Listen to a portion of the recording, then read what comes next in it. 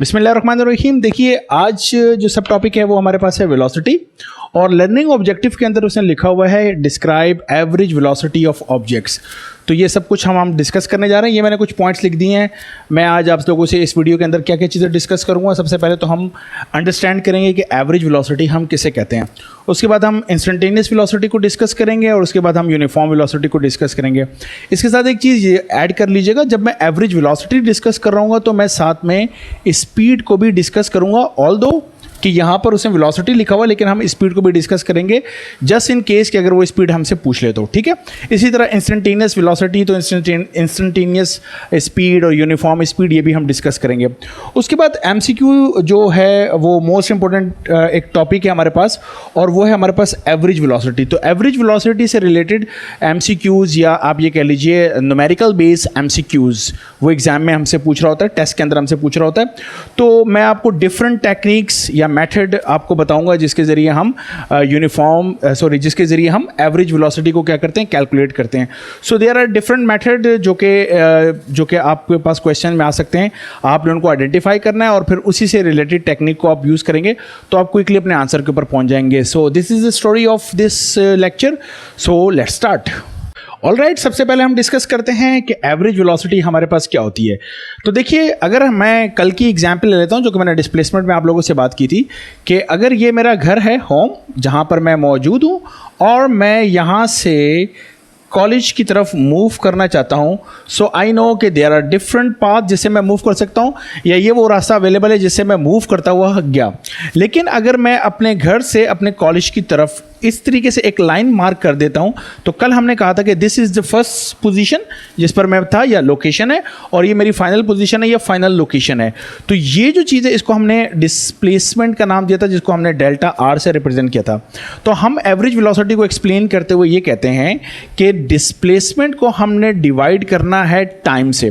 सो अपने घर से कॉलेज की तरफ मैं मूव कर रहा हूँ, सो मेरे घर से कॉलेज तक का डिस्प्लेसमेंट कितना है, बी केयरफुल, ये वो डिस्प्लेसमेंट लिखा हुआ है मैंने। और घर से कॉलेज आते वक्त टाइम कितना लगा, ऑब्वियस सी बात है, टाइम तो ये सारा ही लगेगा जितनी देर मैं यहाँ पर चलता रहा, लेकिन इस सारे टाइम को मैं डिस्प्लेसमेंट के टाइम को ही कंसिडर करूँगा ना, कि यहाँ से यहाँ तक पहुँचने में ही टाइम लगा। So this is delta T. तो आमतौर पर ये जो ऊपर चीज़ लिखी हुई है, दिस इज़ योर डिस्प्लेसमेंट, और ये जो नीचे डेल्टा टी है इसको हम आमतौर पर इलेप्स टाइम भी लिख देते हैं। आप देखिएगा, इलेप्स टाइम भी लिखा होता है, और इस इलेप्स टाइम का मतलब है कि कितना वक्त गुजरा है। So this is how we explain average velocity. Now average velocity किस चीज़ पर डिपेंड करती है और किस चीज़ पर डिपेंड नहीं करती, ये अच्छी तरीके से याद रखिएगा। अगर मैं कहूँ कि ये डिपेंड किस पे करती है, तो डिपेंड्स अपॉन डिस्प्लेसमेंट। ये सिर्फ और सिर्फ डिस्प्लेसमेंट पे डिपेंड करती है। और डिस्प्लेसमेंट से मेरा मतलब क्या है? डिस्प्लेसमेंट से मेरा मतलब ये है कि ये डिपेंड करती है किसके ऊपर, initial position and final position. बस ये इन दो चीजों के ऊपर डिपेंड करती है कौन, हमारी एवरेज वेलोसिटी। ओके, एवरेज के लिए मैंने ए वी लिख दिया और वी के ऊपर हमने एरो मार्क किया हुआ है। Okay, so it depends upon only the initial position and final position of the body, final position of the object. कहाँ था, कहाँ पहुँचा, उसके ऊपर डिपेंड करता है। किस पर डिपेंड नहीं करता, तो मैं इसको लिख देता हूँ कि does not depends upon speed। अब आप बोलेंगे ये स्पीड का क्या मसला है, मैं थोड़ा एक्सप्लेन कर देता हूँ। बड़ी आसान सी बात है। देखो, मैं अपने घर से निकला, पहले मैं बहुत तेज़ी से मूव करता हुआ गया, और रास्ते में रास्ता ख़राब था तो मैं बहुत स्लो मूव करता हुआ गया। एक जगह पे मैं रुक भी गया। अच्छा, मुझे कुछ याद आया, मैं वापस एक और रास्ते से इस जगह पर वापस पहुंचा, और यहाँ मेरा एक काम था, वो काम मैंने किया। उसके बाद दोबारा मैंने पिछले वाले रास्ते को इख्तियार किया और चलता हुआ अपने कॉलेज के ऊपर चला गया। सो मैं अपनी रफ्तार को तेज़ कर रहा हूँ, स्पीड अप हो रहा हूँ, स्पीड डाउन हो रहा हूँ, या मैं अपनी डायरेक्शन को रिवर्स कर रहा हूँ। किसी चीज़ के ऊपर एवरेज वेलोसिटी डिपेंड नहीं करती।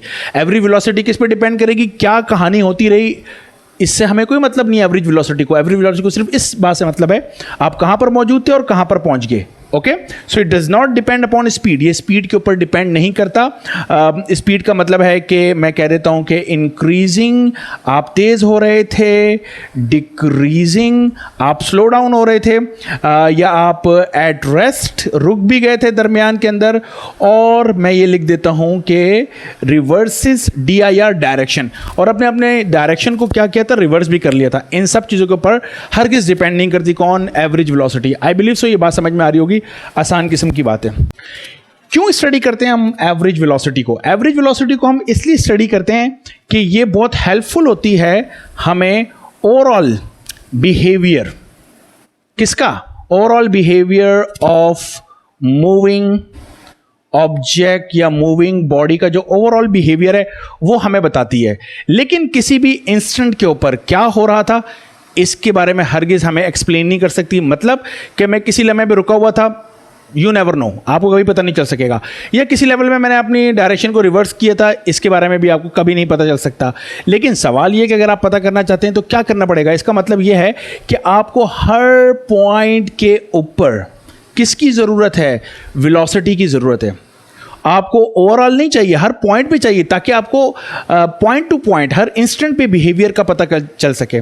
तो इसके लिए जिस वेलोसिटी की तरफ अब हम मूव करेंगे उसे हम कहते हैं instantaneous velocity. What does it mean? It mean कि you are calculating velocity at every instant of time, so that you know the behaviour of the body at every instant, कि वो कब तेज हो रहा था, कब आस्ता हो रहा था, कब रिवर्स किया उसने डायरेक्शन को, सब कुछ आप मालूम कर सकते हैं।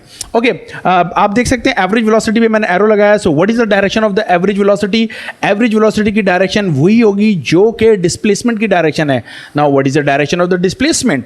Direction of the displacement is from initial position towards the final position. Be careful, okay, initial towards the final, initial से फाइनल की तरफ ये एरो देख रहे हो ना, जो डायरेक्शन ये डिस्प्लेसमेंट की है वही डायरेक्शन आपके पास एवरेज वेलोसिटी की भी है। ओके, अब देखो एवरेज वेलोसिटी को अगर मैं राउंड ट्रिप के लिए बात करूं, जिस तरीके से मैंने डिस्प्लेसमेंट में आपसे डिस्कस किया था, तो राउंड ट्रिप के लिए अगर मैं बात करता हूं तो राउंड ट्रिप के लिए डिस्प्लेसमेंट कितना होता है हमारे पास? 0 होता है। ये हम डिस्प्लेसमेंट के अंदर बात कर चुके हैं कि अगर मैं अपने घर पे मौजूद हूँ, वहाँ से कॉलेज गया, वहाँ से वापस घर पे आ गया, तो मैं अगर घर से चला और घर पे आ गया तो मेरा डिस्प्लेसमेंट कितना है? 0 है। तो मुझे बताइए मेरी एवरेज वेलोसिटी कितनी होगी? So the answer is average velocity will be 0, क्योंकि 0 डिस्प्लेसमेंट है हमारे पास, ओके, और टाइम कुछ भी है। अगर न्यूमरेटर मेरे पास 0 डिवाइडेड बाई t, तो मेरा एवरेज वेलोसिटी कितनी आएगी? 0 आएगी। सो याद रखिएगा एवरेज वेलोसिटी 0 हो सकती है। एवरेज वेलोसिटी की मैं बात कर रहा हूँ, क्योंकि जब वेलोसिटी की बात करेंगे तब हमारे पास डिस्प्लेसमेंट आएगा। लेकिन अगर यहीं पर मैं कॉन्सेप्ट ले आता हूँ किसका? एवरेज स्पीड का, तो क्या जिस राउंड ट्रिप के लिए मेरी एवरेज वेलोसिटी 0 है, क्या उसी राउंड ट्रिप के लिए मेरी एवरेज स्पीड भी 0 होगी? द आंसर इज नो, क्योंकि एवरेज स्पीड के लिए अब जब मैं स्पीड की बात करूंगा, मेरा ख्याल है मैं इसको थोड़ा सा मिटाता हूं और फिर बात करता हूं। सो देखो एवरेज स्पीड का मैंने फॉर्मूला लिख दिया, सिर्फ मैंने इसके ऊपर से एरो हटा दिया, और यहाँ डिस्प्लेसमेंट था मेरे पास, और यहाँ पे आ गया डिस्टेंस कवर्ड, कितना डिस्टेंस मैंने कवर्ड किया है, और डिवाइडेड बाय वही बात है इलैप्स टाइम, कि कितना टाइम लगा उस डिस्टेंस को कवर करने में। अब मुझे तुम एक बार बताओ कि अगर मैं कल वाली एग्जाम्पल लेता हूँ, सपोज कि मैं एक सर्कल में मूव कर रहा हूँ, या जैसा फॉर्मूला 1 कार रेसिंग है, कार रेसिंग का या बाइक रेसिंग का आपने देखा होगा, तो वो सर्किट होते हैं। सर्किट का मतलब होता है कि क्लोज पाथ, जहाँ से चले वहीं पर पहुँचना होता है, तो वहाँ पर एक एंडिंग पॉइंट होता है। तो जहाँ से कोई कार चली है, घूम फिर के उसने दोबारा वहीं पे आना है, तो वो ट्रैक तो थोड़ा जिगजैग टाइप ट्रैक होता है, लेकिन मैंने बिल्कुल गोल बना ली ताकि बात करने में आसानी हो। तो सपोज कि मैं ये बात करता हूँ कि जनाब अली ये जो सर्कल है, इस सर्कल का जो रेडियस है मेरे पास, वो सपोज कर लेते हैं मेरे पास है 2 मीटर, ठीक है। और इस 2 मीटर के सर्कल के रेडियस में यहाँ से, दिस इज P1 या इनिशियल पोजीशन है, यहाँ से एक कार चलना शुरू हुई और दोबारा घूम के यहीं पर पहुँच गई। तो उसने कितना डिस्टेंस कवर किया? तो इस सवाल का जवाब है कि जो डिस्टेंस है वो हमारे पास कितना होगा? सर्कमफेरेंस के बराबर होगा। यहाँ से चले दोबारा यहीं पे पहुंचे, तो सर्कमफेरेंस कितना होता है? 2 पाई r। तो 2 पाई r, और r रेडियस मेरे पास किसके बराबर है? 2 मीटर के बराबर है, तो मल्टीप्लाई बाय 2 और डिवाइडेड बाय, मैं ले लेता हूँ कि इस पूरे जर्नी के दौरान जो टाइम लगा है वो एग्जैक्टली 1 मिनट लगा है। तो मिनट को सेकंड में कर लेते हैं, तो ये मेरे पास कितना हो जाएगा? 60 हो जाएगा। तो अगर अब मैं इसको डिवाइड कर लेता हूँ तो 2, और ये हो गया मेरे पास 2 3 जा 6 एंड इस तरह हो जाएगा 2 1 एंड फिर 15, तो पाई अपॉन 15। तो मैं इसको फिर बाद में कैलकुलेट कर लूँगा कि पाई की वैल्यू 3.142 डिवाइडेड बाय 15। सो मेरे कहने का मतलब है कि this will be your average velocity. इस दफ़ा मेरे पास एवरेज वेलोसिटी की वैल्यू आ गई है। लेकिन अगर मैं इसी एग्जाम्पल में जहाँ पर मैं यहाँ पे इनिशियल पोजीशन में मौजूद हूँ और घूम के दोबारा मैं इसी इनिशियल पोजीशन पे आ जाता हूँ और मैं आपसे कहता हूँ कि जनाब आप एवरेज वेलोसिटी कैलकुलेट करें, सो अगर मैं जिस पोजीशन पे था और घूम के दोबारा उसी पोजीशन पे आ गया हूँ, so what will you say about the displacement? You will say the displacement is zero. So यहाँ पर हमारे पास जो डिस्प्लेसमेंट है वो जीरो है और जितना भी टाइम लगा है ओके यही ले लेते हैं 60 सेकेंड्स 1 मिनट वाला, but the answer is zero. Okay, so याद रखिएगा यहाँ पर एक चीज़ को और अच्छे तरीके से आपने ध्यान में रखना है कि नॉर्मली जब हम वेलोसिटी की और स्पीड की बात करते हैं तो मैं ये थोड़ा सा वेक्टर और स्केलर लेकर आ रहा हूँ। तो चूँकि हम एवरेज वेलोसिटी से वेक्टर क्वांटिटी, तो हम कहते हैं वेक्टर में दो चीज़ें होती हैं, कि उसका मैग्नीट्यूड होता है, एक उसकी डायरेक्शन होती है। तो हम कहते हैं वेलोसिटी की डायरेक्शन होती है और स्पीड में डायरेक्शन नहीं होती। तो generally speaking, not strictly speaking या स्पेसिफिकली स्पीकिंग, नो, जर्नली हम ये बात कर रहे होते हैं कि जो वेलोसिटी का मैग्नीट्यूड होता है वो स्पीड होता है जर्नली। लेकिन स्ट्रिक्टली स्पीकिंग या इस एग्जाम्पल में ये बात गलत साबित हो चुकी है, क्योंकि वेलोसिटी की जो भी डायरेक्शन है हमारे पास, इस वेलोसिटी का जो मैग्नीट्यूड है वो हमारे पास कितना आ रहा है? जीरो आ रहा है। जबकि सेम एग्जाम्पल में जो स्पीड है उसका मैग्नीट्यूड हमारे पास जीरो नहीं आ रहा। सो जनरली स्पीकिंग तो आप कह सकते हैं कि speed is the magnitude of the velocity, but strictly speaking या स्पेसिफिकली स्पीकिंग क्या हमें ये बात कहनी चाहिए कि वेलोसिटी का मैग्नीट्यूड स्पीड होती है? The answer is no. I believe so कि इस एग्जाम्पल से ये बात समझ में आ गई होगी। तो मेरे ख्याल है मैं पॉइंट लिख भी देता हूँ ताकि आपको आसानी हो इस बात को नोट डाउन करने में। और वो बात यह है कि magnitude, MAG stand for magnitude of velocity is not equals to magnitude of speed. Okay, speed का जो magnitude है और velocity का जो magnitude है, they are not equal strictly speaking. तो स्ट्रिक्टली स्पीकिंग मेरा ख्याल है आप मेरी बात समझ गए होंगे कि रफली तो हम यूज़ कर लेंगे, जर्नली तो हम ये बात कर लेंगे, लेकिन क्या हमें ये बात कहनी चाहिए? तो इस सवाल का जवाब है जी नहीं, हमें ये बात नहीं कहनी चाहिए। Okay, next is instantaneous velocity. By the way, हम फिजिक्स वाले जब भी वर्ड इस्तेमाल करते हैं ना वेलोसिटी, तो वेलोसिटी से हमारा मतलब इंस्टेंटेनियस वेलोसिटी होता है, अनलेस कि हम लोग ये बताएं ना कि ये एवरेज वेलोसिटी है। तो जब भी हम लोग बोलते हैं ना कोई ऑब्जेक्ट एक वेलोसिटी से मूव कर रहा है, तो वो कौन सी वेलोसिटी होती है? वो इंस्टेंटेनियस वेलोसिटी होती है, ये याद रखिएगा। इसलिए इंस्टेंटेनियस वेलोसिटी को मैं सिंपल v भी लिख रहा हूँ। और अगर हम इंटरमीडिएट के हिसाब से बात करें, फेडरल बोर्ड की बुक्स, KPK की बुक्स अगर आप देख लें या सिन बोर्ड की बुक देख लें, तो वो साथ में INS का सिंबल लगा देता है या IN लिख देता है, ताकि ये स्टैंड फॉर इंस्टेंटेनियस वेलोसिटी होती है। नाउ इंस्टेंटेनियस वेलोसिटी का मतलब क्या होता है? किसी भी इंस्टेंट पे, किसी भी लम्हे पे। तो इसका मतलब ये हुआ कि ये जो इतना सारा मैं डिस्टेंस कवर करते हुए यहाँ पर पहुँचा हुआ हूँ, अब मैं किसी भी एक लम्हे की बात कर रहा हूँ। तो अगर मैं किसी भी एक लम्हे की बात कर रहा हूँ तो इसका मतलब ये कि आप देख सकते हैं मैंने डॉट लगाए थे, एक डॉट ये और दूसरा डॉट मेरे पास ये है। तो इस पहले डॉट को अगर मैं कह देता हूँ पोजीशन 1 और दूसरे डॉट को कह देता हूँ पोजीशन 2, तो मैंने इस दफ़ा पोजीशन 1 और पोजीशन 2 बजाय अपना घर और कॉलेज लेने के उन दोनों पॉइंट्स के दरमियान डिस्टेंस को बहुत कम कर दिया है। ये मेरी बात समझ रहे हैं? तो अगर मैंने दो पॉइंट के दरमियान डिस्टेंस को बहुत कम कर दिया है, तो इन दो पॉइंट्स को मैं एक लाइन के जरिए अगर मिलाना चाहूँ, तो इन दो पॉइंट पर मुझे बेसिकली, वैसे तो एक सिंगल पॉइंट होता है, एक सिंगल पॉइंट के ऊपर हम टेंजेंट की बात करते हैं, लेकिन मैं इस बात मान रहा हूँ कि पॉइंट 1 और point 2 now become a straight line, और उस स्ट्रेट लाइन की जो डायरेक्शन है that is the direction of the tangent to path. Path के ऊपर क्या है? ये टेंजेंट है। तो इसलिए अगर इंस्टेंटेनियस वेलोसिटी की डायरेक्शन की बात करें तो मैं बोलूँगा इंस्टेंटेनियस वेलोसिटी की डायरेक्शन हमारे पास जो भी पाथ होता है उसके ऊपर टेंजेंट होता है। ओके, आई बिलीव से ये बात समझ में आ रही होगी। तो इस वक्त जो डिस्प्लेसमेंट है हमारे पास, ये वही डिस्प्लेसमेंट डेल्टा आर लिखेंगे और डिवाइडेड बाय डेल्टा टी करेंगे। तो इसका मतलब ये हुआ, अगर मैंने दो क्लोजली पैक पॉइंट लिए हुए हैं जो एक दूसरे के बहुत करीब हैं, तो एक पॉइंट से दूसरे पॉइंट तक जाने में कितना टाइम लगा होगा? बहुत ही शॉर्ट टाइम लगा होगा। तो यहाँ पर हम एक लिमिट अप्लाई कर देते हैं। इस लिमिट का मतलब ये होता है, हम ये कहना चाह रहे हैं कि ये जो डेल्टा टी है ये अप्रोचेस टू जीरो है, यानी टाइम तकरीबन हमने जीरो के बराबर रखना है। लेकिन जाहिर सी बात है, मैथमेटिकली बहुत सारे बच्चे कंफ्यूज होते हैं कि अगर मैं डिनोमिनेटर को एग्जैक्टली जीरो कर दूं तो ये मीनिंगलेस हो जाएगी। ये इन्फिनिटी का सिंबल आता है बट ये इन्फिनिटी नहीं होगा, ये अनडिफाइन होगा। थोड़ा मैथमेटिकल लेवल पे जाना पड़ेगा कि इन्फिनिटी और अनडिफाइंड में क्या फ़र्क है। लिमिट में उसको बात नहीं कर रहा, लेकिन अगर कोई मैथमेटिक्स थोड़ी बहुत किसी ने पढ़ी हो तो अनडिटर्मिनेट फॉर्म बन जाती है, तो ये अनडिफाइंड मेरे पास हो जाएगा। तो मेरे कहने का मतलब ये है कि देखो मैं आमतौर पे क्लास में एग्जांपल देता हूँ हमारी पलक झपकने की, यानी ब्लिंकिंग, आंख की जो पलक झपक रही है। तो आप अगर इस वीडियो को जितनी देर से देख रहे हैं, आपको कभी ये महसूस नहीं हुआ होगा कि किसी भी लम्हे पर जो है वो सीन आपकी नज़रों से आउट हुआ है, तो आपकी पलक झपक भी रही है। तो इसका मतलब ये कि हमारी जो आईलिड्स हैं उसकी जो बंद होके दोबारा ओपन होने की जो स्पीड है या जो टाइम है वो बहुत कम है। टाइम बहुत कम है और स्पीड बहुत ज़्यादा है हमारे पास। तो कितना कम है? तकरीबन 300 मिली सेकेंड है। तो इसका मतलब ये कि आंख ओपन है, फिर बंद हुई, फिर खुली, तो ये 300 मिली सेकेंड लगते हैं। तो 300 मिली सेकेंड को हम डिटेक्ट नहीं कर पा रहे, हमारा जो सीन है वो आउट नहीं हो रहा। तो आप एक्सपेक्ट कर सकते हैं अगर माइक्रो सेकेंड का कोई टाइम हो तो क्या हम उसको डिटेक्ट कर सकेंगे? The answer is no. तो मिली सेकेंड के टाइम या माइक्रो सेकेंड के टाइम को आप कह सकते हैं कि they are approaches to zero.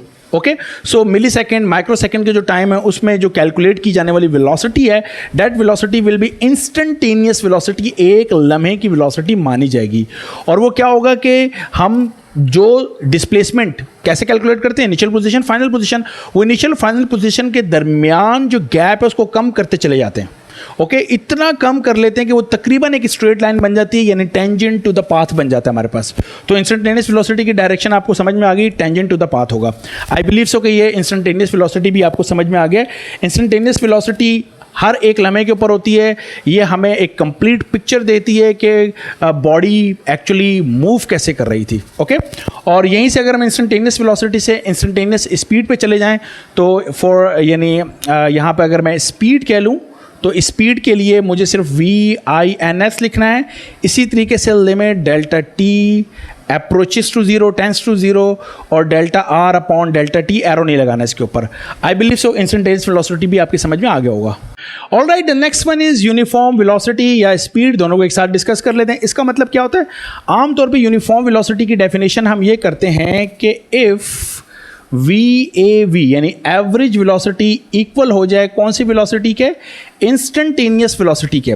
सो अगर एवरेज वेलोसिटी, इंस्टेंटेनियस वेलोसिटी, इन दोनों की वैल्यू सेम है तो इसका मतलब है दिस इंप्लाइज दैट जो बॉडी है इज मूविंग विद क्या? Uniform velocity. ओके, और अगर स्पीड की हम बात करें तो हम कहेंगे कि average speed equals to the instantaneous speed. तो अगर ये दोनों इक्वल हो जाएं तो इसका मतलब यूनिफॉर्म वेलोसिटी। और आप खुद सोचें कि अगर हर लम्हे पर, यानी अगर मैं अपने घर से अपने कॉलेज की बात कर रहा हूँ, मेरे घर से मेरे कॉलेज की जो एवरेज वेलोसिटी मैं कैलकुलेट कर रहा हूँ और हर पॉइंट की भी वेलोसिटी वही आ रही है, तो इसका मतलब ये कि ये जो पाथ है ये कर्व नहीं है बल्कि ये एक स्ट्रेट लाइन ही है।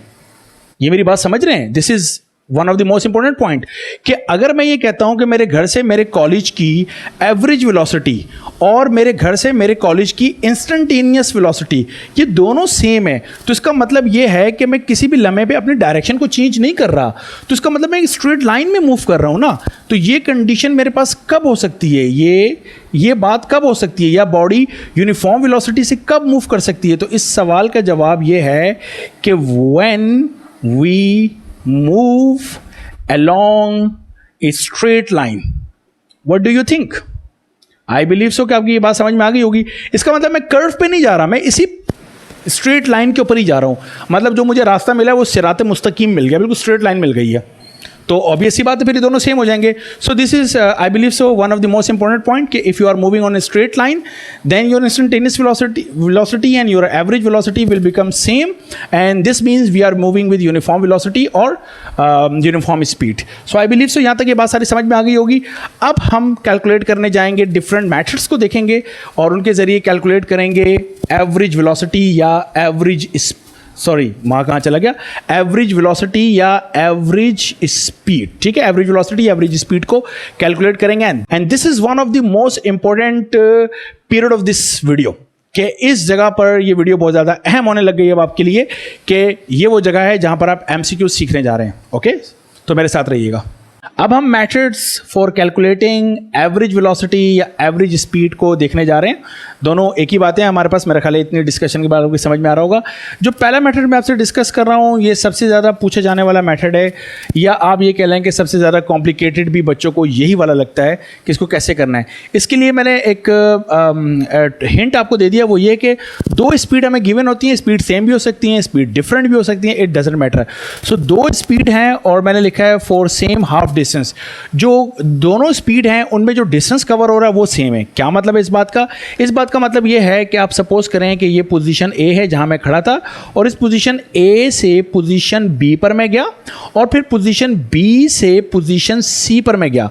तो सपोज कर लें ए से बी तक का जो डिस्टेंस है वो मेरे पास 100 मीटर है, और बी से सी तक का जो डिस्टेंस है ये भी मेरे पास क्या है, 100 मीटर है। क्या ख्याल है? तो जो दोनों ए से बी तक का डिस्टेंस और बी से सी तक का डिस्टेंस, तो ये दोनों डिस्टेंसेस सेम है।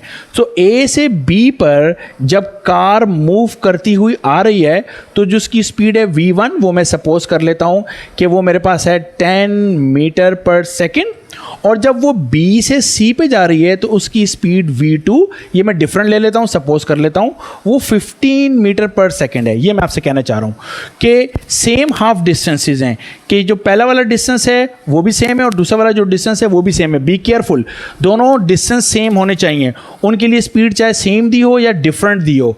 तो क्या तरीका है हमारे पास एवरेज वेलोसिटी को कैलकुलेट करने का? तो याद रखिएगा, इसको तरीका हमारे पास ये होता है, इसका फॉर्मूला है 2v1 v2 divided by v1 plus v2, that's it. वैसे बाय द वे अगर आप मुझसे पूछें थोड़ा सा, क्योंकि PMC वाले या मैंने मेडिकल वालों को देखा है वो ज़्यादा इस बात में इंटरेस्टेड नहीं होता कि क्या क्यों कैसे हो रहा है, वो कहते हैं बस बताओ करना क्या है। तो करना का तरीका तो खैर यही है बहरहाल, लेकिन अगर आप मुझसे पूछें कि ये है क्या, ये बेसिकली उसी फॉर्मूले से ही ड्राइव होकर ये बात आई है। कौन सा? Displacement divided by the time. So अगर आप वेलोसिटी की बात कर रहे हैं, इसके ऊपर एरो लगा देते हैं तो वही होगा कि कितना डिस्प्लेसमेंट है डिवाइडेड बाय इलेप्स टाइम। और अगर स्पीड की बात कर रहे हैं तो total distance cover divided by total time, जितना भी टाइम हमने उस डिस्टेंस को कवर करने में लगाया है। ये आया बेसिकली वहीं से, यानी अगर आप यूनिट निकालेंगे तो यूनिट उसी तरीके से निकल के आएगा। ओके, तो मेरा ख्याल है यहाँ तक बात समझ में आ रही होगी। तो इस क्वेश्चन को अगर मैं सॉल्व करूँगा तो मुझे ये जो डिस्टेंसेज हैं इनका कोई लेना देना नहीं है मेरी एवरेज वेलोसिटी में। तो मेरी जो एवरेज वेलोसिटी है वो क्या होगी, 2 multiply by v1 is 10 multiply by v2 is 15 divided by v1 plus v2, यानी 10 plus 15, v1 is 10 and v2 is 15। तो बस इसके बाद मुझे इसको सॉल्व करना है and I will get my answer. So I believe सो ये बात समझ में आ गई होगी। अच्छा, इसी टेक्निक को हम राउंड ट्रिप के लिए भी यूज़ कर सकते हैं। कैसे? जैसे सपोज करें कि मैं अपने घर पे मौजूद हूँ और वहाँ से मुझे जाना है कॉलेज। ओके, सो मैं अपने घर से कॉलेज गया और जिस रास्ते से मैं अपने घर से कॉलेज गया हूँ उसी रास्ते से मैं वापस आ रहा हूँ। ये अच्छी तरीके से याद रखिएगा। तो मेरा ख्याल है जिस रास्ते से मैं कॉलेज गया हूँ उसी रास्ते से अगर मैं वापस आऊँ तो जो डिस्टेंसेस हैं मेरे पास वो सेम हो जाएंगे ना, हाफ द डिस्टेंसेस, यानी डिस्टेंसेस दोबारा सेम आएंगे। तो ऐसी कंडीशन में मैं एवरेज वेलोसिटी कैलकुलेट करने के लिए इसी फॉर्मूले को यूज़ करूंगा। मेरी बात समझ में आ रही है? मतलब अगर मैं कहूँ कि सुबह मुझे बहुत जल्दी थी और मैं घर से कॉलेज जा रहा था और मेरी स्पीड थी, यानी जाने की स्पीड थी, उसको मैं v1 कह लेता हूँ, और वो थी मेरे पास 15 मीटर पर सेकेंड, और वापसी में इसी रास्ते से मैं घर आ रहा हूँ, बड़े सुकून से आ रहा हूँ टहलता हुआ, और ये जो v2 वापस आने की स्पीड है दिस इज़ 5 मीटर पर सेकेंड, ये है मेरे पास। तो मेरी जो एवरेज स्पीड आएगी वो एवरेज स्पीड मेरे पास आएगी 2 multiply by 15 multiply by 5 divided by 5 plus 15। I believe सो ये मेरे ख्याल है ये एग्जाम्पल भी आपकी समझ में आ गई होगी। यानी राउंड ट्रिप को भी हम इसी तरीके से कर सकते हैं। अब आप यहाँ पे सोच सकते हैं कि मैं कैलकुलेटिंग एवरेज वेलोसिटी आपको बता रहा था, तो एवरेज वेलोसिटी बताते हुए यहाँ पर आप देखें मैं एरो नहीं लगा रहा। मैं एरो इसलिए नहीं लगा रहा कि अगर मैं राउंड ट्रिप के लिए मैं बात करूं आपसे, इसके लिए मैं बात नहीं कर रहा मैं। ओके, अगर मैं राउंड ट्रिप के लिए बात करूं तो राउंड ट्रिप के लिए अगर मुझे एवरेज वेलोसिटी कैलकुलेट करनी हो फॉर राउंड ट्रिप, ये जरा मैं लिख देता हूं पूरा पूरा करके, ठीक है। Average velocity for round trip, तो जाहिर सी बात है वेलोसिटी आ गई तो ये डिस्प्लेसमेंट जाने का, ये डिस्प्लेसमेंट आने का, तो जाने वाला और आने वाला बिल्कुल स्ट्रेट लाइन होगा। तो मैं घर से चला, घर पे पहुंचा, तो मेरा डिस्प्लेसमेंट कितना है, जीरो है। टोटल डिस्प्लेसमेंट मेरे पास कितना आ गया, जीरो। तो मेरी एवरेज वेलोसिटी कितनी आ जाएगी, जीरो आ जाएगी।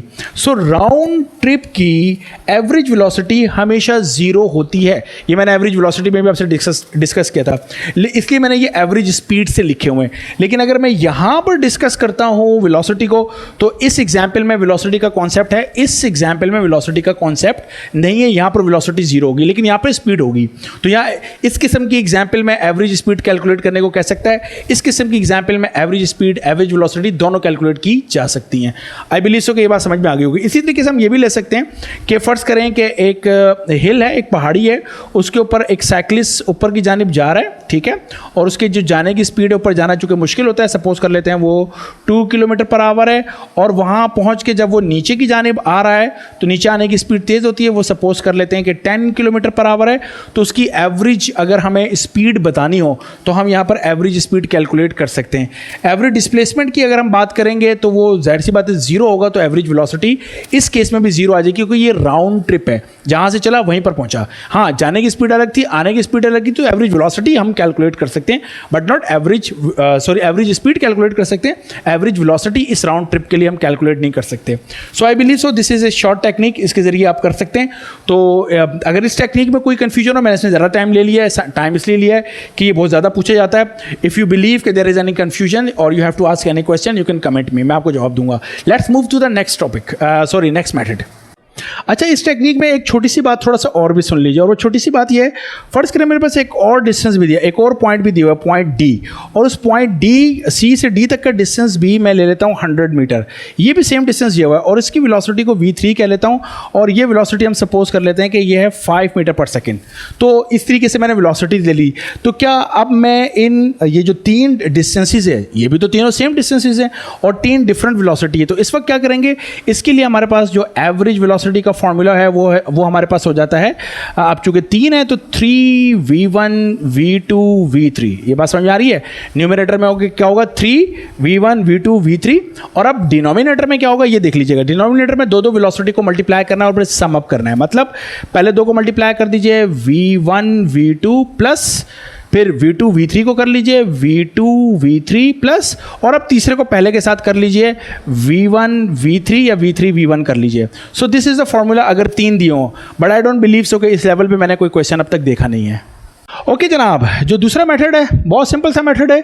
एक डिस्टेंस दिया होगा, एक टाइम दिया होगा। मेरे कहने का मतलब ये है कि हम कह लेते हैं कि जी जो हमारे पास डिस्प्लेसमेंट है वो है हमारे पास, सपोज कर लेते हैं 150 किलोमीटर है, और इसके लिए जो टाइम उसने लिया वो 3 आवर्स है। अगर मैं एग्जाम्पल ले लूँ और मैं कहूँ कि जनाब अली एवरेज वेलोसिटी बताएं, तो 150 divided by 3, that's it, simple story.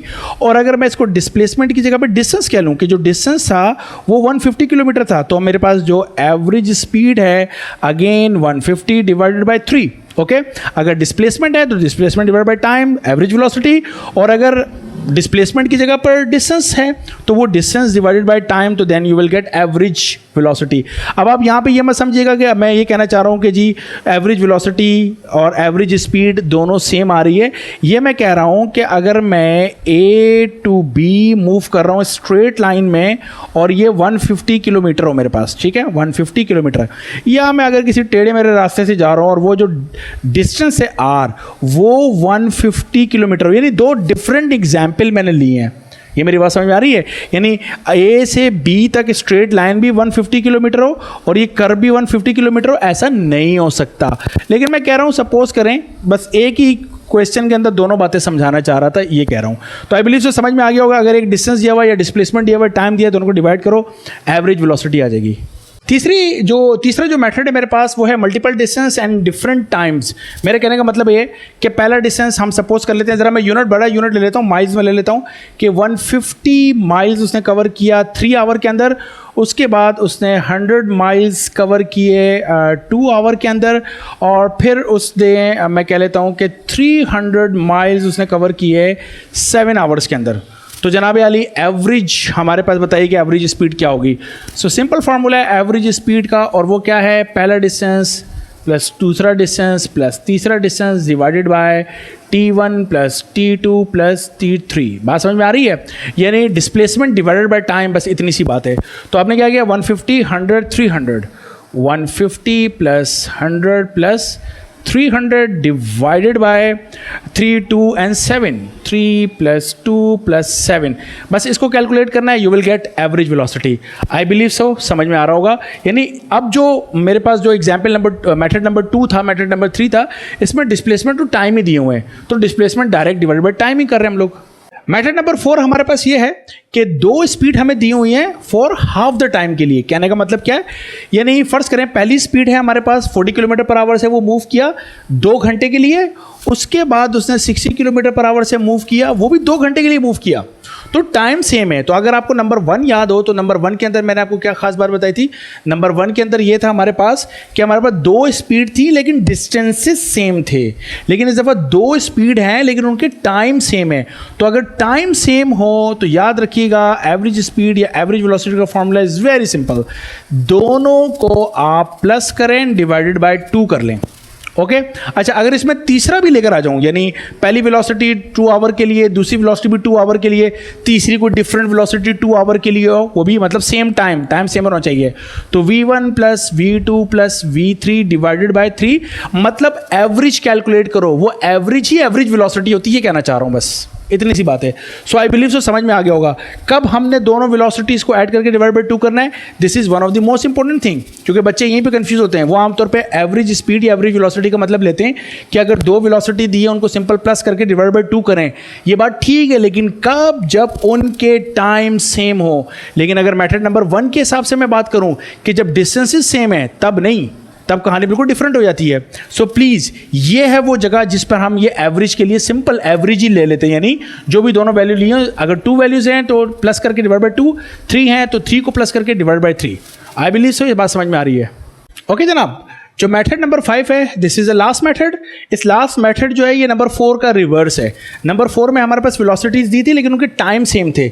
अब हमारे पास जो वेलोसिटीज़ दी हैं उनके टाइम डिफरेंट हैं, तो अब हम क्या करेंगे, एवरेज वेलोसिटी मालूम करने के लिए या एवरेज स्पीड मालूम करने के लिए, याद रखिएगा इसका तरीक़ेकार हमारे पास ये है कि हम इनका प्रोडक्ट लेंगे, यानी v1 वेलोसिटी जिस टाइम पर है इन दोनों का प्रोडक्ट, और सेकेंड वेलोसिटी जिस टाइम में कवर कर रहा है उनका product divided by t1 plus t2। Okay और अगर इसमें तीसरा भी आ जाए हमारे पास तो फिर हम क्या करेंगे, plus v3 t3 divided by plus t3। मेरा ख्याल है ये बात समझ में आ रही होगी। यानी अगर मैं v3 कहता हूं कि वो 70 या 70 नहीं ले लेते हैं, 40 ले लेते हैं, 40 किलोमीटर पर आवर से मूव किया और उसका जो टाइम था वो हमारे पास था 5 आवर्स, ऐसे कह लेते हैं। अब मेरा ख्याल है बात समझ में आ गई होगी। Okay so if we have different velocities for different amount of time, ठीक है, मल्टीपल स्पीड्स है फॉर डिफरेंट टाइम्स, नंबर 4 का रिवर्स, तो तब एवरेज वेलोसिटी आप इस फार्मूले के जरिए कैलकुलेट करेंगे। आई बिलीव सो कि समझ में आ रहा होगा। 50 मल्टीप्लाई बाय 3 यहाँ पर, यानी अगर मैं वैल्यूज़ की ज़रा बात करूँ तो 50 टाइम्स 3 प्लस 60 टाइम्स 2 प्लस यहाँ पर हम बात करेंगे 40, सॉरी ये 40 था, मैंने 4 लिखा हुआ है, 40 टाइम्स 5 और डिवाइडेड बाय अब ये time 3 2 and 5, 3 plus 2 plus 5। Okay so बस इसको आपने सॉल्व करना है and you will get average velocity, average speed आप मालूम करने में कामयाब हो जाएंगे। आई बिलीव सो ये सारे मैटर आपको समझ में आ गए होंगे। This is the end of this video. Now if you believe के आपकी सब समझ में आया है और सब ओके, आप फिर मुझे फीडबैक दीजिएगा। एंड इफ़ यू थिंक कि there is any question you need to ask और there is some confusion and you need to ask that question, so you can comment me, इंशाल्लाह I will give you answer. And press the like button if you like this video and you have learn something from this video. Okay और मुझे feedback दीजिएगा, लोगों से share कीजिएगा। Thank you so much. इंशाल्लाह next video के साथ हाजिर होऊंगा। अल्लाह हाफिज़।